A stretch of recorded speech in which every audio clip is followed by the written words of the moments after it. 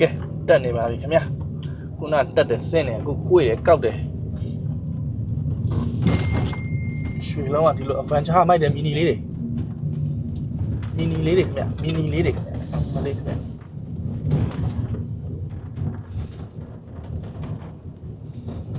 ရွှေလုံးတို့ကိုပိုးလုံး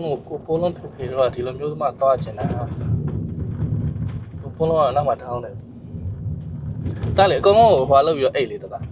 ရှေးကြီးအိတ်လို့ရတယ်အကျယ်ကြီးပဲနောက်ဖယ်လိုက်ပြီးတော့ရှင်ခြေထောက်ညောင်းတာပေါ့တဲ့လေခြေထောက်ဆက်ပြီးအိတ်လို့ရတယ်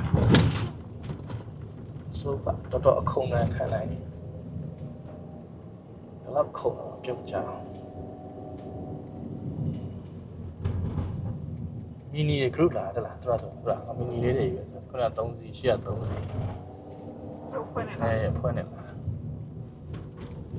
ကွေပြီခင်ဗျာကွေပြီခင်ဗျာ now arrived elephant စင်ပါလေ elephant sanctuary ဟောဒီမှာညောင်းနေမှာ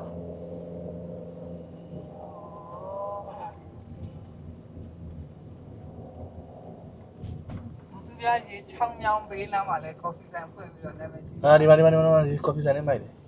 ထိုင်မလားမလေးဆင်းလို့လားဆင်းရလားဆင်းလို့ရလို့လားရရလေစင်းကြည့်လိုက်လေဟုတ်တယ်ထိုင်မလားထိုင်လို့လားနောက်ထိုင်မလေဟိုးဒါမှနောက်ခေါက်ပြန်လာဖို့လွယ်ရမို့ရစင်းလို့ရတယ်လေငါမှခက်လက်လက်ဒီကမြင့်လာပြီရေတွေနဲ့ဘယ်လိုဆင်းမှာလဲဟောရေတွေနဲ့လေလုံးဝဆင်းရမှာမဟုတ်ဘူးလားဒါလမ်းလေငါတို့က SUV လေရေတွေနဲ့လေဘာဖြစ်လဲ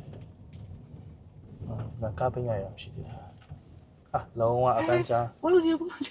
adventure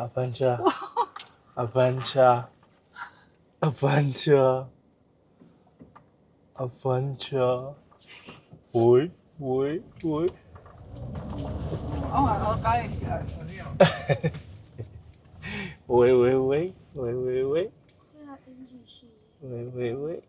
那应喂ဆိုင်လေးကိုရပ်ပ